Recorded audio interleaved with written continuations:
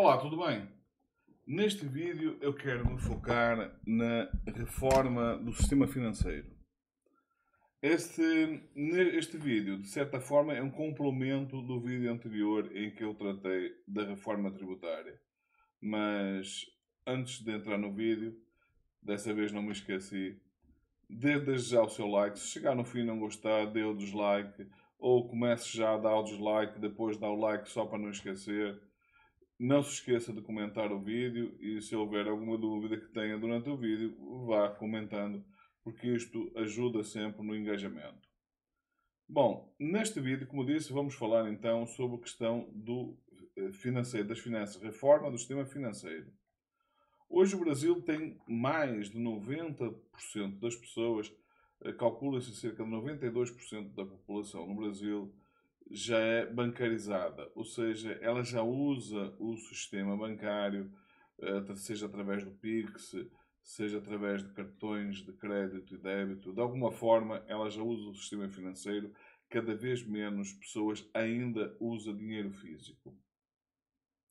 É claro que nós podemos optar por não fazer absolutamente nada e em algum momento o dinheiro físico vai deixar de circular na economia e toda a economia vai passar a girar à volta exclusivamente de dinheiro digital.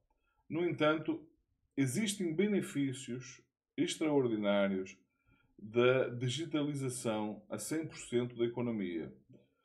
E esses benefícios, se nós podemos tê-los desde já, por que é que vamos esperar que eles só venham a ocorrer daqui por 5 ou 10 anos? E nesse sentido, eu defendo que cada vez mais devemos, através do Banco Central, ir para o modelo de 100% da economia digital. Abolir totalmente da economia o real em papel, o real em moeda, em físico, digamos assim, e passar a existir exclusivamente o real digital. Algumas pessoas, sobretudo aquelas que são adeptas das criptomoedas, não gostam muito dessa ideia. Elas defendem erradamente que o bom é ter um sistema não rastreável, sendo que um sistema não rastreável, como é, afinal de contas, também o dinheiro físico, porque a partir do momento que a pessoa entra, vai numa caixa automática, levanta dinheiro, esse dinheiro, até que ele volte ao sistema financeiro, não há forma de ser rastreado. Eu posso usar esse dinheiro da forma que bem entender e ele não é rastreável. As pessoas que são adeptas das criptomoedas vê nesse não rastreamento uma vantagem. Na verdade, é sim vantajoso para o crime.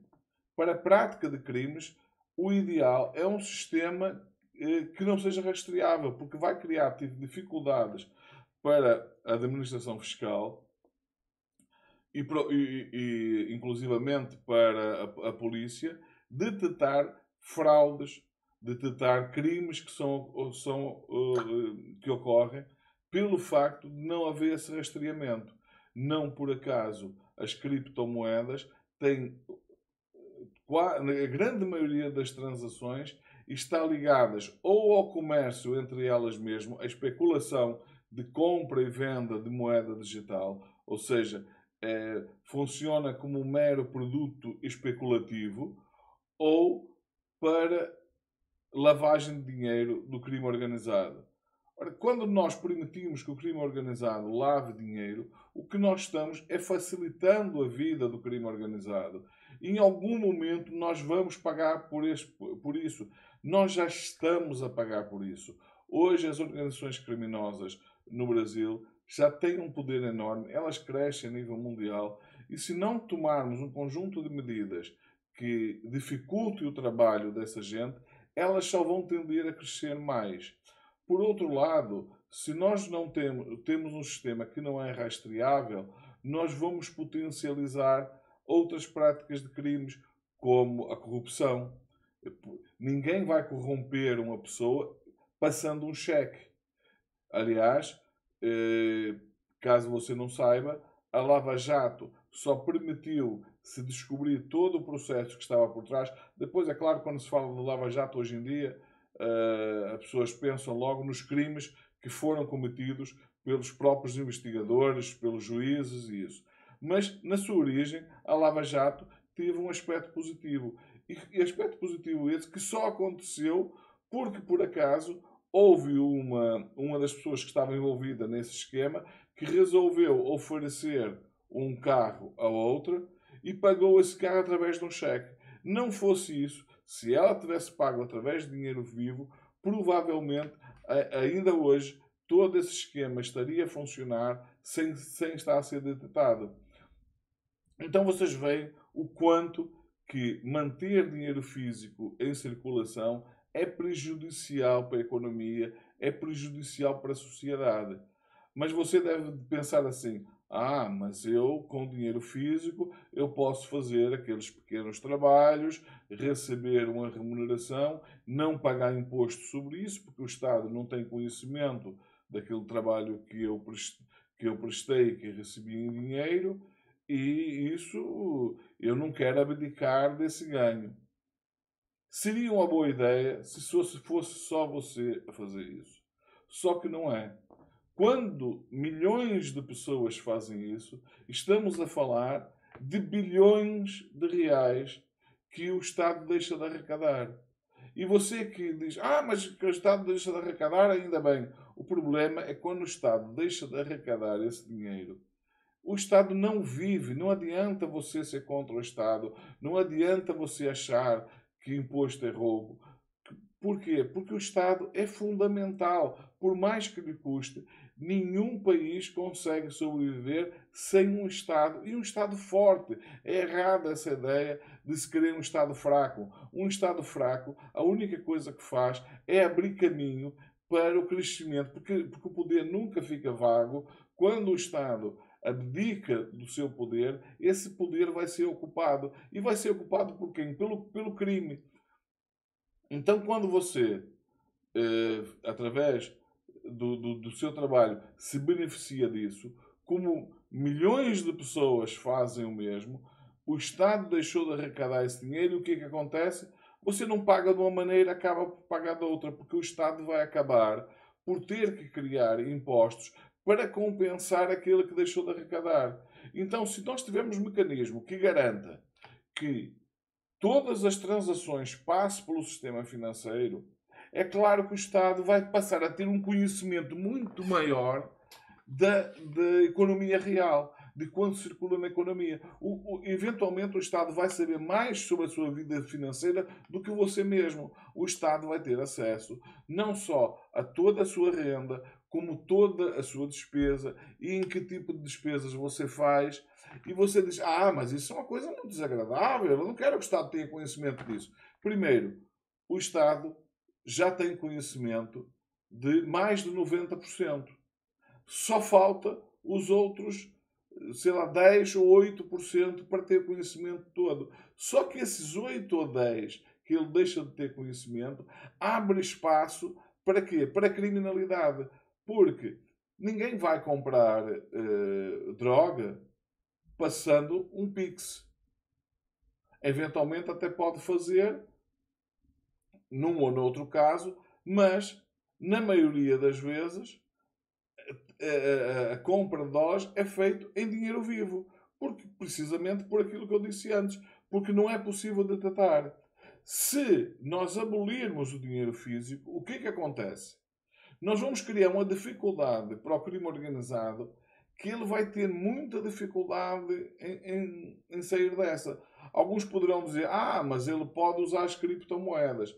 Primeiro, ao contrário do que muitas pessoas pensam, o Estado tem sim mecanismo, se quiser pôr em prática, para abolir o mercado de criptomoedas. Ainda mais se deixar de existir dinheiro vivo. Porque se deixar de existir dinheiro vivo, qualquer pessoa que queira continuar a transacionar em criptomoedas, se o Estado determinar que o mercado de criptomoedas é um mercado, por ser usado para lavagem de dinheiro, é um mercado ilegal, o que é que vai acontecer? Vai ser muito fácil saber se o dinheiro que saiu da sua conta foi para criptomoedas. Da mesma forma, quando você vender as criptomoedas, o dinheiro, ao entrar no sistema financeiro, vai ser fácil para a administração fiscal descobrir que esse dinheiro veio de transação em criptomoedas e, portanto, você será apanhado. Da mesma forma, em relação ao tráfego, o tráfego, quando for transacionar droga, armas, ou seja o que for, todas essas transações vão ter que ser feitas pelo sistema financeiro. Eu já disse isso num vídeo anterior e volto aqui a lembrar. Quem viu a série Narcos sabe que um dos maiores problemas que Pablo Escobar tinha e o crime organizado continua a ter, por isso se falar tanto da lavagem de dinheiro, é o que fazer com um volume tão grande de dinheiro. No caso do Pablo Escobar, por exemplo, a solução encontrada é colocar em sacos e enterrar, de forma que se acredita que na Colômbia deve existir milhões e milhões de dólares que estão esquecidos em algum buraco onde foi enterrado esse dinheiro. Portanto, porquê? Porque o tráfico só lida com dinheiro vivo. Porque, mais uma vez, se ele passar a ter que lidar pelo sistema financeiro, ele vai deixar rastro e vai ser muito fácil descobrir quem são as pessoas que estão a beneficiar-se disso. Eu vou dar agora outro exemplo simples. A família Bolsonaro, que tanto gosta de transacionar com dinheiro vivo. Vamos imaginar que não existisse, sei lá, desde há 10 anos para trás ou mais, tivesse deixado de existir dinheiro físico. Vocês reparem, é lógico que quem lida com dinheiro vivo, esse dinheiro não há de vir de fonte legal.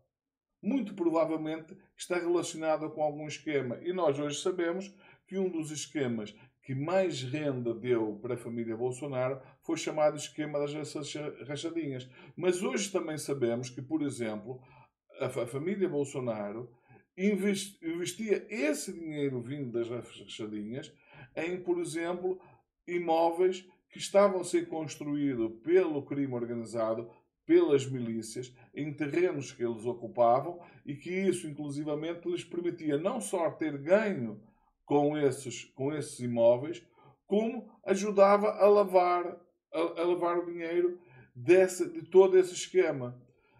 Se, como eu disse, há uns 10 anos atrás já não existisse dinheiro físico, com certeza eles não teriam conseguido fazer nada disso. Porque todas as pessoas que sacaram dinheiro em papel para entregar a eles teriam que ter feito, por exemplo, um Pix. E, portanto, eles não teriam como negar que aquelas pessoas receberam o seu salário e logo a seguir enviaram o seu salário diretamente para a conta de pessoas relacionadas à família Bolsonaro. E se não entrasse diretamente na conta dos Bolsonaro, iria entrar na conta de alguém. Em algum momento ia ter que parar na conta da família Bolsonaro. Seja o dinheiro físico, seja esse laranja comprando algum bem ou pagando alguma conta da família. Portanto, rastrear todo esse esquema, saber-se exatamente quanto essa família roubou, porque no fundo estamos a falar de roubo. Porque quando se fala em rachadinha, nós estamos a falar de peculato, que é o quê? Que é roubo do Estado. A família Bolsonaro tem-se beneficiado, e eu tenho a certeza que continuam-se a beneficiar, de toda essa corrupção sobre o Estado. Se não houvesse dinheiro físico, havia a possibilidade de fazer isso? Havia. O problema é que seria muito mais facilmente detectado e seria muito mais difícil de explicar aquelas explicações estapafúrdias de que eles são grandes negociantes e conseguem obter lucros que mais ninguém consegue ter na compra de imóveis. Compram imóveis por uma fração do preço de mercado e vendem por um preço muito superior ao preço do mercado. É evidente que aí há corrupção. Então, quando nós decidirmos vamos abolir com o dinheiro físico, nós vamos criar dificuldades para essas pessoas. Para que para o trabalhador que recebe o seu dinheiro como fruto do seu trabalho de forma 100% legal, esse não vai ter nenhum problema. Pouco lhes vai importar se o Estado tem conhecimento ou não de onde vem o dinheiro, porque afinal de contas a fonte de onde vem o dinheiro é legal e aonde ele gastou o dinheiro, porquê? Porque ele vai gastar esse dinheiro, seja no que for, mas será de forma legal. Não tem nada a temer essas pessoas. Então, ao fazer isso, o Estado eh, passa a ter. Pronto, nós costuma-se dizer muitas vezes que o nível de corrupção no Brasil é tal que são bilhões que o Estado poderia ter caso não houvesse tanta corrupção. Eu concordo parcialmente com isso. Eu concordo que, de facto, deve haver muito dinheiro que já saiu dos cofres públicos de forma ilegal e que, sem essa possibilidade do uso de dinheiro em papel, iria ser muito mais difícil. Talvez não seja na dimensão que as pessoas pensam, mas nós também não temos forma de quantificar isso. Nós podemos imaginar, nós podemos especular, mas saber exatamente quanto é, não sabemos. E mais uma vez, quando isso acontece, é dinheiro que sai do cofre do Estado ou dinheiro que deixa de entrar nos cofres do Estado e que de alguma forma o Estado vai ter que compensar. E como é que compensa? Fazendo pagar mais impostos àquelas pessoas que já pagam imposto demais. Porque no Brasil, como se sabe, quem paga imposto é sobretudo a classe média. Então, se nós conseguirmos estancar esse problema, os maiores beneficiários disso tudo será as classes mais baixas da sociedade até a classe média. Claro que quem não vai gostar disso? Quem não vai gostar disso? Sobretudo, é quem trabalha à margem da lei, quem usa o Estado para se beneficiar desse tipo, para combater o maior número possível de fraudes, e os muito ricos, que querem esconder o máximo possível a sua renda.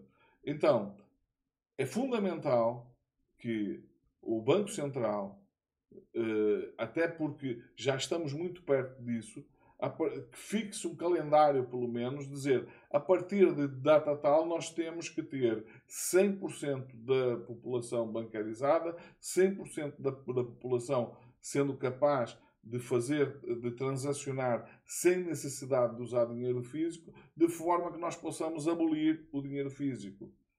Isso só terá benefício para a sociedade.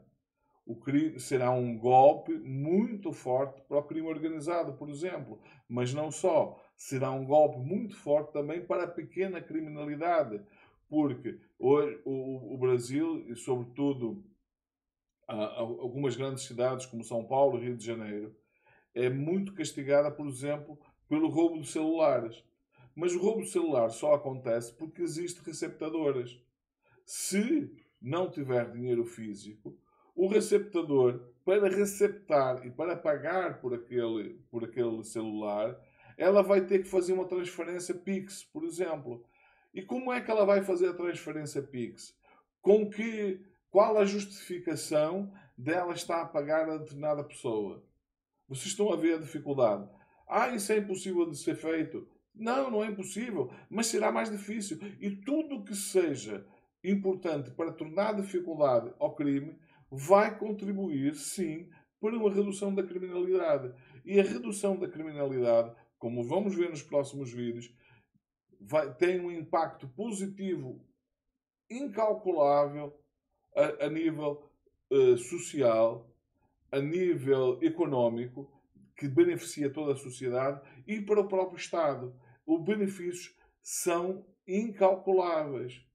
Um dos setores, como nós vamos ver nos próximos vídeos, que mais penalizados pela alta criminalidade no Brasil, por exemplo, é o turismo.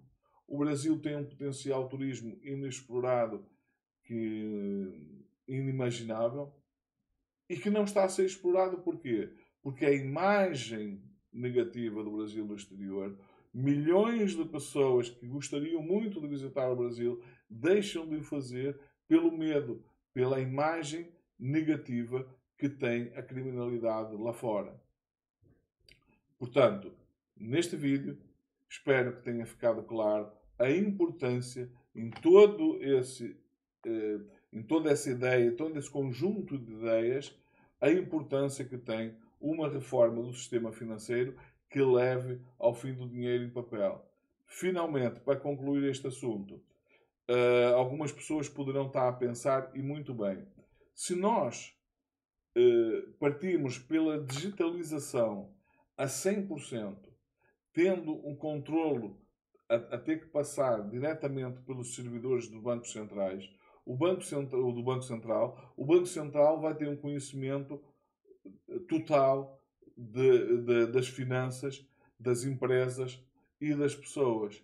Assim sendo, para quê a banca privada? Por que não as pessoas poderem depositar dinheiro diretamente no Banco Central e sair do sistema financeiro? Aí você diz, mas que vantagem tem isso? A vantagem é enorme, porque o sistema financeiro é feito para gerar lucro.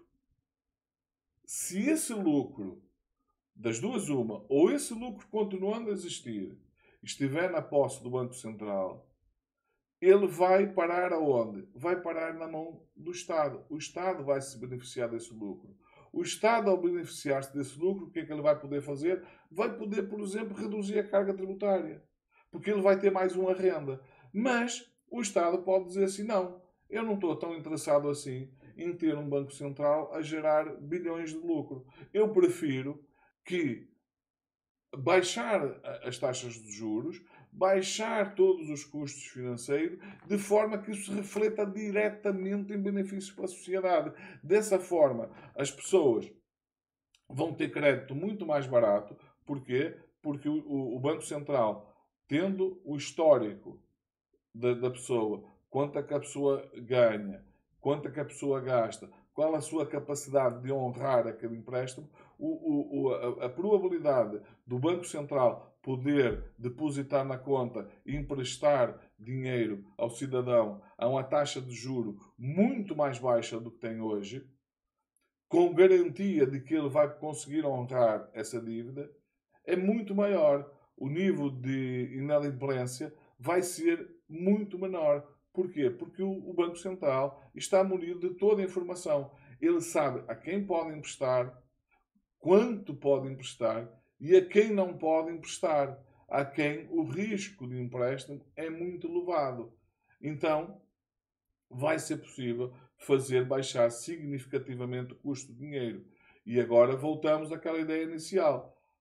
O Lula usa uma expressão que eu gosto muito, que é pouco dinheiro na mão de muitos ajuda a economia, faz girar a economia.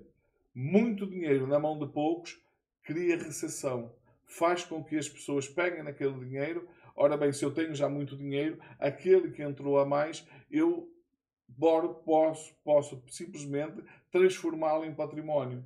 Eu não tenho necessidade de pegar nesse dinheiro para ir comprar um bem qualquer e fazer girar a economia. Quem faz girar a economia é a classe média, são as classes mais pobres, que todo o dinheiro que ganha acaba de alguma forma voltando para a economia. E o dinheiro, como eu já disse noutros vídeos, e volto aqui aqui a falar, porque torna-se simples de compreender, o dinheiro está para a economia, como o sangue está para o sistema circulatório. Se o sangue deixar de circular, o que acontece? Você morre. Da mesma forma, na economia, se o dinheiro deixar de circular, a economia entra em crise e, eventualmente, pode colapsar. Não sei se me fiz entender e não sei se você compreendeu bem a importância que tem você tirar esses fantasmas que se colocam na sua cabeça de que o Estado malvado vai passar a saber tudo que eu tenho, o Estado malvado vai se beneficiar disso. Primeiro, Pior do que o Estado saber é privados saber. E os privados já sabem muito mais da sua vida do que você mesmo. Quando você acede a redes sociais, quando você deixa os seus dados nas redes sociais, você tem empresas privadas que não fazem, que você não tem como saber o que é que elas fazem com isso e que já têm informação a seu respeito muito mais do que o Estado tem. Por outro lado, o Estado hoje já sabe mais da sua saúde financeira do que você, do que já soube em algum momento. Porque, como eu disse, para ele ter a informação total, só falta cerca entre 10 a 8%, sendo que esses 10 a 8% não é da sua conta, porque da sua conta provavelmente ele já sabe a 100%. Aqueles 8 a 10% que falta é do pessoal do crime organizado, é do pessoal dos sonegadores fiscais, é de toda essa gente que de alguma forma opera à margem da lei. No seu caso, que pode estar eventualmente preocupado porque alguém lhe colocou em um bichinho que o Estado é perverso, quem lhe colocou esse bichinho não está preocupado com o Estado sabe de si, porque ele sabe que o Estado de si sabe das suas contas muito mais do que você imagina. Ele já sabe tudo que precisa da sua conta. De quem ele não sabe é daquela pessoa que lhe está a dizer que o Estado que é perverso, que o Estado não pode saber. Essa pessoa está preocupada não é com o que ela sabe em relação a si, é do que ela vai passar a saber em relação a ele. É disso que eles não querem. Espero que tenha sido claro. Se não deixou o seu like no início, deixe agora. Se no início preferiu deixar um dislike e agora afinal até gostou do vídeo, mude para um like. Se não compreendeu alguma coisa, quer mais algum esclarecimento, deixe o seu comentário. Se não gostou, se não concorda com alguma coisa, escreva. Se concorda, também diga a sua opinião, se concorda, porque concorda, ou, inclusivamente, se achar que há mais alguma coisa que ficou por dizer, use esse espaço para fazer isso, de forma que isto se transforme numa comunicação muito mais bidirecional e não um monólogo apenas de mim para si. Que seja, digamos assim, uma conversa entre amigos. Fiquem bem. Vemos no próximo vídeo.